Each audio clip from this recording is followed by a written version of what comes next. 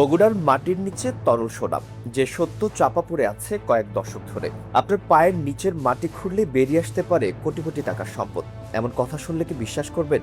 হয়তো করবেন না, কিন্তু যদি বলি এই কথাটা বাংলাদেশের জন্য একদম সত্য এবং এই সত্যটা প্রায় 6 দশক আগেই প্রমাণিত হয়েছিল, তাহলে আপনার মনে স্বাভাবিকভাবে একটা প্রশ্ন আসবে, যদি সত্যি আমাদের মাটির নিচে এত সম্পদ থাকে, তাহলে আমরা কেন আজও জ্বালানি তেল আমদানি করতে গিয়ে হাজার হাজার কোটি টাকা খরচ করছি? কেন প্রতিটা জ্বালানি সংকটে সাধারণ মানুষ ভোগান্তিতে পড়ছে? আসলে এই প্রশ্নের উত্তর খুঁজতে গেলে এমন কিছু তথ্য বেরিয়ে আসে যেগুলো শুনলে আপনার রক্ত গরম না হয়ে পারবে না। আজকের এই প্রতিবেদনে সেই চাপা পড়ে থাকা সত্যগুলো একটু একটু করে সামনে আনা হবে, তাই শেষ পর্যন্ত মনোযোগ দিয়ে দেখুন, কারণ শেষের দিকে যে তথ্যটা আসবে সেটাই হয়তো সবকিছু বদলে দিতে পারে। গল্পটা শুরু হয়েছিল এমন একটা সময়ে যখন বাংলাদেশ নামের দেশটাই পৃথিবীর মানচিত্রে ছিল না, স্বাধীনতার প্রায় 11 বছর আগে। সেই সময়ে প্রথম একটি প্রাথমিক ভূতাত্ত্বিক অনুসন্ধানে জানা গেল যে উত্তরের জেলা বগুড়ার গাবতলী এলাকার মাটির নিচে লুকিয়ে আছে জ্বালানি তেলের এক বিশাল খনি। হ্যাঁ, ঠিকই শুনেছেন, মধ্যপ্রাচ্যের দেশগুলোর মতো তেলের খনি আমাদের এই বাংলাদেশও আছে। এই তথ্যটা যখন প্রথম সামনে এলো তখন অনেকেই বিশ্বাস করতে চাননি, কিন্তু ভূতাত্ত্বিক গবেষণার ফলাফল ছিল পরিষ্কার। গাবতলীর মাটির নিচে সত্যিই তেলের অস্তিত্ব আছে। তবে সেই সময়ে রাজনৈতিক এবং অর্থনৈতিক বাস্তবতায় এই আবিষ্কারের উপর খুব একটা কাজ হয়নি। বিষয়টা ধীরে ধীরে চাপা পড়ে গেল, কিন্তু সম্পদটা মাটির নিচেই থেকে গেল, চুপচাপ নীরবে অপেক্ষায়। এবার একটু সামনে আসুন। 80-র দশক, ক্ষমতায় তখন প্রেসিডেন্ট হুসাইন মোহাম্মদ এরশাদ। গাবতলীর সেই তেল ভান্ডারের সম্ভাবনা আবারও আলোচনায় উঠে এলো। এবার কিন্তু শুধু কথাই থেকে গেল না, দেশজুড়ে তুমুল উত্তেজনা শুরু হলো। সাধারণ মানুষ থেকে শুরু করে অর্থনীতিবিদরা স্বপ্ন দেখতে শুরু করলেন যে এবার বাংলাদেশ জ্বালানি খাতে স্বনির্ভর হবে, আর বিদেশের দিকে হাত পাততে হবে না। এরশাদ সরকারের উদ্যোগ পুরোদমে শুরু হলো খনি অনুসন্ধানের কাজ। খনন চলল, সত্যিই তেলের সন্ধান মিলল, সবকিছু ঠিকঠাক এগোচ্ছিল, মানুষের মনে আশা জাগছিল। কিন্তু ঠিক সেই মুহূর্তে যখন সবকিছু সামনে এগোনোর কথা, তখনই ঘটল সবচেয়ে অবিশ্বাস্য ঘটনাটা। আর এই ঘটনাটাই গত কয়েক দশকের সবচেয়ে বড় রহস্যগুলোর একটা হয়ে আছে। সালটা ছিল 1987। হঠাৎ করে কোনো স্পষ্ট ব্যাখ্যা ছাড়াই অনুসন্ধানকারী দল তাদের পুরো কাজ গুটিয়ে নিল। শুধু চলেই গেল না, যাওয়ার আগে তারা এমন কিছু করলো যেটা শুনলে যে কোনো স্বাধীন দেশের নাগরিকের পক্ষে মেনে নেওয়া কঠিন। তারা সেই তেলের কূপটি মাটি দিয়ে ভরাট করে ফেললো। আর শুধু মাটি দিয়ে ভরাট করেই ক্ষান্ত হলো না, কূপের মুখে সিমেন্ট দিয়ে ঢালাই করে চিরতরে বন্ধ করে দিল। একটু ভাবুন, একটা দেশের মাটিতে পাওয়া সম্পদের কূপ সিমেন্ট দিয়ে বন্ধ করে দেওয়া হলো। কে দিল এই নির্দেশ? কেনই বা দিল? কার স্বার্থে একটা পুরো জাতির ভাগ্যকে এভাবে সিমেন্টের নিচে চাপা দেওয়া হলো? এই প্রশ্নগুলোর উত্তর আজও পরিষ্কারভাবে পাওয়া যায়নি। তবে যারা আন্তর্জাতিক ভূরাজনীতি বোঝেন তারা জানেন, দুর্বল রাষ্ট্রগুলোর উপর ছুরি ঘোরানোর একটা নোংরা খেলা সব সময় চলে। এখানে একটু থেমে ভাবুন, আন্তর্জাতিক কুচক্রী মহল এবং বড় পরাশক্তিগুলো কখনোই চায়নি বাংলাদেশ নিজের পায়ে দাঁড়াক। তারা জানতো এই তেলের খনি চালু হলে বাংলাদেশ জ্বালানিতে স্বনির্ভর হয়ে যাবে, তখন তাদের দেশের তেল আমাদের কাছে বিক্রি করার বাজারটা হারিয়ে যাবে। আন্তর্জাতিক তেল ব্যবসার সঙ্গে যুক্ত গোষ্ঠীগুলোর জন্য বাংলাদেশের মতো একটা বড় আমদানিকারক দেশকে নির্ভরশীল রাখাটা অত্যন্ত লাভজনক। প্রতিবেশী দেশের রাজনৈতিক চাপ ছিল কিনা, আন্তর্জাতিক তেল মাফিয়াদের হাত ছিল কিনা, এই প্রশ্নগুলোর সরাসরি প্রমাণ হয়তো নথিতে পাওয়া যাবে না, কিন্তু ঘটনার ধারাবাহিকতা দেখলে এটুকু বুঝতে কষ্ট হয় না যে সেদিন কোনো অদৃশ্য শক্তির চাপে বাংলাদেশ মাথা নত করেছিল, আর সেই মাথা নত করার মূল্য আজও আমরা প্রতিদিন দিচ্ছি। ভেবে দেখুন, আজ যখন ইরান ইসরায়েল উত্তেজনার কারণে সারা বিশ্বে জ্বালানি সংকট তৈরি হচ্ছে, তেলের দাম আকাশচুম্বী হচ্ছে, আমাদের দেশে ডিজেল পেট্রোল নিয়ে হাহাকার চলছে, সেই সময় যদি গাবতলীর খনিটা চালু থাকতো, তাহলে কি আমাদের এই বিপদে পড়তে হতো? একদমই না। নিজেদের উত্তোলিত তেল দিয়ে দেশের চাহিদার সিংহভাগ মেটানো সম্ভব হতো, এমনকি বিদেশে রপ্তানি করে বৈদেশিক মুদ্রা আয় করা সম্ভব হতো। গ্যাস ক্ষেত্র থেকে পাওয়া বাই প্রোডাক্ট হিসেবে পেট্রোল, অকটেন বা ডিজেল আমাদের দেশেই উৎপাদিত হয়। শুধু দরকার ছিল সঠিক ভিশন আর মেরুদণ্ড সোজা করে দাঁড়ানোর সাহস, কিন্তু সেই সাহসটুকু সেদিন দেখানো হয়নি, আর তার মাসুল আজ পুরো জাতি দিচ্ছে। তবে শুধু বাইরের ষড়যন্ত্রকে দোষ দিলেই কি চলবে?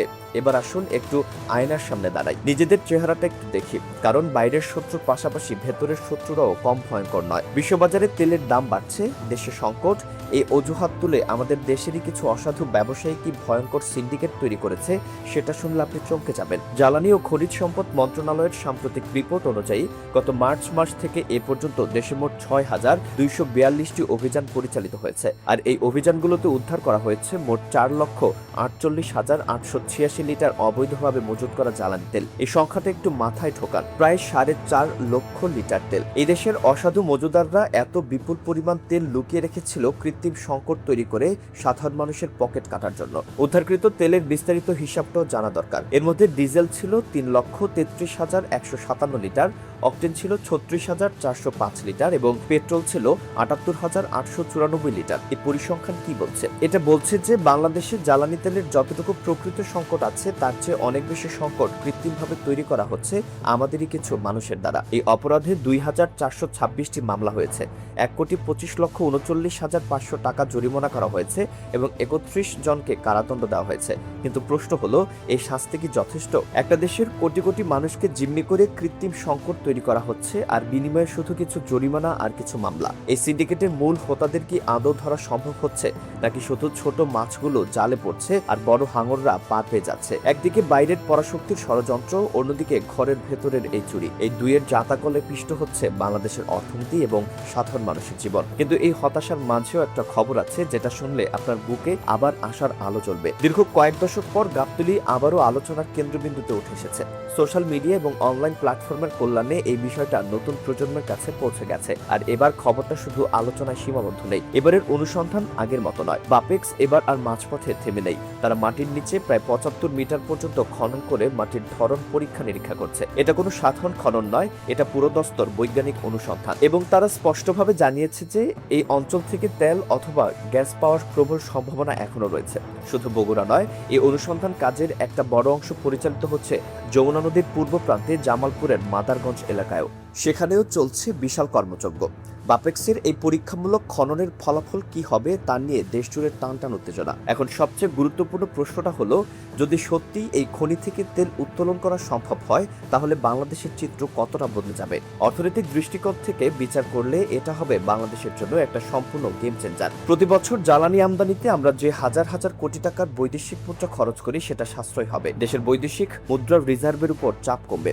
উত্তরবঙ্গের অবহেলিত জেলা বগুড়া, জামালপুর সহ পুরো অঞ্চলের অবকাঠামোগত উন্নয়ন ঘটবে। সেখানে গড়ে উঠবে নতুন শিল্প কারখানা। আর সবচেয়ে বড় কথা, এই খনি চালু হলে ওই অঞ্চলের হাজার হাজার বেকার তরুণের কর্মসংস্থান হবে। অভাব আর দারিদ্র্য সে অঞ্চল থেকে ধীরে ধীরে বিদায় নেবে। একটা তেলের খনি শুধু জ্বালানি দেয় না, সেটা পুরো একটা অঞ্চলের ভাগ্য বদলে দেয়। এই পরিস্থিতিতে রাষ্ট্রযন্ত্রকে অত্যন্ত শক্ত হাতে এগিয়ে আসতে হবে। কোনো রাজনৈতিক চাপের কাছে এবার যেন জ্বালানি নিরাপত্তা বিক্রি না হয়ে যায় সেদিকে কড়া নজর রাখতে হবে। পাশাপাশি ভেতরের সে মজুদদার সিন্ডিকেটকেও সমূলে উৎপাটন করতে হবে। এটা শুধু আইন শৃঙ্খলার বিষয় নয়, এটা জাতীয় নিরাপত্তার বিষয়। কারণ জ্বালানি নিরাপত্তা মানে দেশের অর্থনৈতিক স্বাধীনতা, আর অর্থনৈতিক স্বাধীনতা ছাড়া রাজনৈতিক স্বাধীনতা অসম্পূর্ণ। বগুড়ার গাবতলীর মাটির নিচে ঘুমিয়ে থাকা এই তরল সোনা শুধু একটা খনিজ সম্পদ নয়, এটা বাংলাদেশের ঘুরে দাঁড়ানোর, স্বাধীনভাবে মাথা উঁচু করে বাঁচার একটি অনন্য সুযোগ। প্রশ্ন হলো, এই সুযোগটা কি আমরা এবার কাজে লাগাতে পারবো, নাকি আবারও কোনো অদৃশ্য হাত এসে সবকিছু বন্ধ করে দেবে? বাপেক্সের এই লড়াই সফল হবে কিনা, ষড়যন্ত্রকারীদের কালো হাত এবার ভাঙা যাবে কিনা, এটাই এখন ১৬ কোটি মানুষের সবচেয়ে বড় প্রশ্ন। ইতিহাস একবার আমাদের সঙ্গে প্রতারণা করেছে, এবার সেই ইতিহাসের পুনরাবৃত্তি হতে দেওয়া যাবে না। কারণ এই মাটির নিচে যে সম্পদ ঘুমিয়ে আছে সেটা আমাদের, এই দেশের মানুষের। আর এবার সে সম্পদের উপর আমাদের অধিকার প্রতিষ্ঠা করতেই হবে।